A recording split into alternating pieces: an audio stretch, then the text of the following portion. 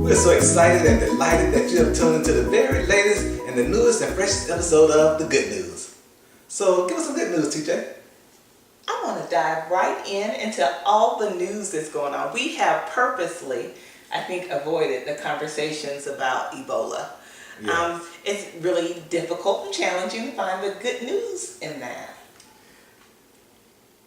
And I'm speechless on it because I can't find a twist on it. I guess if I had to say, it is at least making people more health conscious about how they, I guess, spread germs and how to prevent from spreading germs. Like in a lot of offices, in particular in my office, we had someone who went home because he came and he's sneezing all over the place and talking about he got the flu and he almost you have the flu, stay at home. You know, there was almost some cases being dropped on that. You know, people coming in the office with people and you hacking and all this stuff, and you got the flu, and with the Ebola outbreak already going, you know, he's trying to catch a case, you know, trying to get somebody caught up in the HR situation. Most definitely. So I think we talked just briefly last night or sometime this weekend about there not having been a plague or something that limits the population in a long time, and that there's throughout the Bible, there's instances of pestilence and wars and those kind of things that keep our population under control. And so it makes you think about the resources that we take so much for granted, and that we are a large source of using up what the earth has for us. So it just makes you hold your family a little tighter. Turn the water off when you're brushing your teeth. Kind of think of all of those things that we use and that we take from the earth without giving back much of anything. You know, I think of a lot of the remedies that we had growing up to prevent diseases and germs and viruses. And today, you know, we've gotten so commercial. I don't believe the medicine and the things we have today were really made to prevent anything or to stop anything. I think it was made to pacify us to keep on using that product so they can make a lot of money off of us as opposed to curing and healing. A teaspoon of turpentine. And some Father John and some St. 3-6 John water, all that good 3S stuff. tonic, 3-6s, you know, black drop. What else? Like you can't even find stuff. I promise you, but the thought of taking black drop just got everybody So now we got Ebola, we have nothing for it. This is going to get a little sad. What is it? A little salve? Just put on? Just rub a little salve on your chest. You'll be all right. Well, it's good news, and I'm sure our Good News viewers, we are praying for those families that have been affected, and we're praying for the safety of our nation and the safety of those nations that have been even more affected than we have to this point. God is always in control. That's true. And so, however this plays out, it's in part of His design. Well, let's talk some about your message this morning. So we are continuing in this series of Making God First. Yes. And so you touched some last week on relationship and position. And so you went a little bit deeper into relationship this morning. And your scripture text was the Gospel of John, the 15th chapter, verses 1 through 17, where you talked about the true vine. And you know, it's amazing because almost everybody around the church, oh, that's my favorite. Everybody has, the whole Bible is our favorite. That's true. Because, you know, if I had actually picked my favorites, it would be a hard choice. I know, right? Because when you hear one favorite, then you hear another one. Oh, yeah, that's my real favorite. But, you know, I thought it was interesting, though, using the true vine as, I guess, a backdrop. And, you know, it was only a couple months ago, everybody was online and offline doing it for the vine. I ain't gonna do it. And had no idea about the true vine. They don't want to do it for the true vine. They'll do it for the vine, but they want to do it for the true vine. So that John 15, 1 through 7 speaks volumes to me, talking about how it's a pruning, a grafting, and a purging process that we go through in order to be who we are to be. And you know, talking about Ebola and different diseases, sometimes like when people who have cancer, oftentimes the doctor have to cut some of the good in you to make sure that he gets all or she gets all the cancer out of you. So, you know, I thought about that, and I think about how we in life, and we have, like, some of us have bad relationships or bad situations we in, and oftentimes, in order to get rid of that bad relationship, some good will have to get cut out also. Yeah. You know, you were that male or female or whoever you're with, and you know that the relationship ain't going nowhere, and you have to cut it, and you have to ask yourself, who gonna help me pay bills now? Who gonna help me with my children now? Who gonna help me with this? You know, we balling together, even though it's a bad relationship, but if we break up, I'm gonna have to get an extra job, or I'm gonna have to go to work, or I'm gonna have to do something. So, you know, it's not an easy process in order to change your relationship, in order to be in a position God will have you to be in.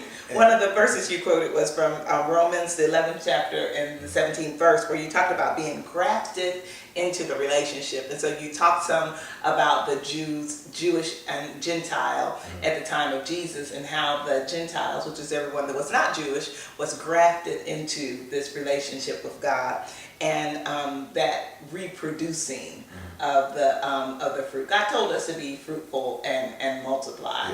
And in the True Vine, you're talking a lot about bearing good fruit, much fruit. And you know, and that much fruit goes back to multiplying. You know, you can't get much fruit if you're not multiplying and adding on to.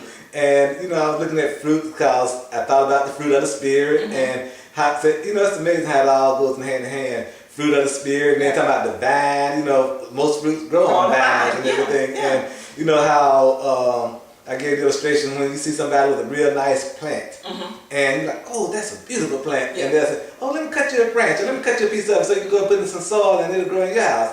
And you know, I'm just thinking about that branch or that plant that said, wait a minute, I'm not sure if I'm ready to give up a branch for that person, because that person don't know how to water me right. That person don't know what soil to put me in. You know, it's like, if we could speak for that plant, we don't want to go through that for somebody else to grow a plant just like me and bigger. And you use that analogy to bring forward the concept of addition by division. And you know, I never heard it used positively, because we talk about it all the time as church splits. That that's the only way the church is growing now, because somebody got mad and the church split, and that's addition by division. But you use it in a positive concept this time. And you know, I love the Gospel of John. Period. You know, that's my favorite book by far. And you know, it was just so much gold in that text. And you know, preacher could preach the Gospel of John by itself and nothing else. And I looked at that and I thought about how relationships are so important.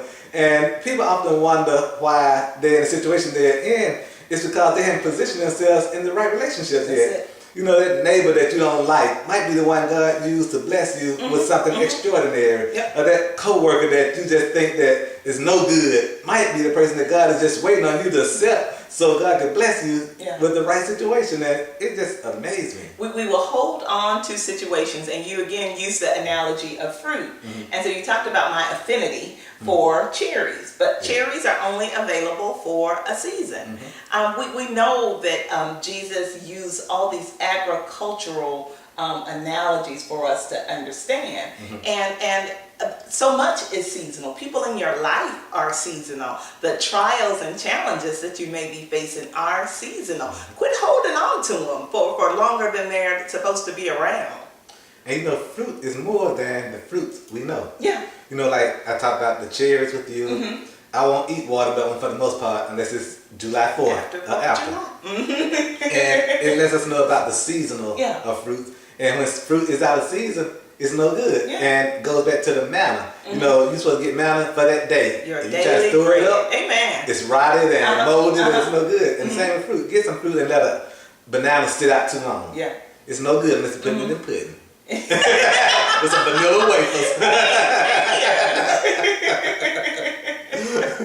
But this really was just an awesome message. And you know, before we go on to our next topic, because I know you want to give a not shout out to your friends from seminary, but I do want to talk about our seminary, the Interdenominational Theological Center here in Atlanta, Georgia, that is just one of those rare gems in, I'm going to say, in the world. I agree. There's no other place where you have that many African American PhDs, I think, on one campus. That's true. And that so freely pour into each and every student that they encounter, and every class that graduates from the seminary thinks that they're their favorite class. And and so I'm just honored to have been a part of that legacy, and asking our Good News viewers to be in prayer for our seminaries. We, like so many of our historically Black institutions, are facing financial troubles,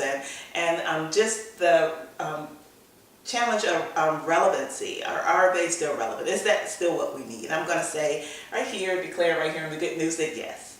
Yes, that place nurtured so many, and had the opportunity to meet some that you traversed with at the ITC. You know, I was excited and delighted after a great, wonderful worship experience at Champions for Christ, located 5387 Fairburn Road in Douglasville, Georgia, that we were able to leave after worship and go out and fellowship with my friend, Pastor Mark W. Thompson of the Redemptive Fellowship Christian Church out in Conyers, Georgia. But what's so interesting is Mark is a classmate of mine from the ITC, and he had another classmate, the Reverend Francine Angel Hernandez from New York, coming to town to preach a powerful word at his church this morning. And we, Mark, Francine, and myself, we all attended ITC, but we also had a CPE group together. And CPE is that group that you have to be involved with when you're pastoral care majors. And we went through pastoral education. Clinical pastoral education. And we, it was 4 of us, but 3 of us went to ITC, and the other young lady came out of Emory, Dawn, I can't remember Dawn's last name, but it was just interesting seeing the 3 of us together today, and just flashing back on some of our experience, not knowing that one of our experiences would be told by my friend, Reverend Francine Angel Hernandez. But, you know, and it was interesting because the story she told was one that I hadn't really thought about in a long time.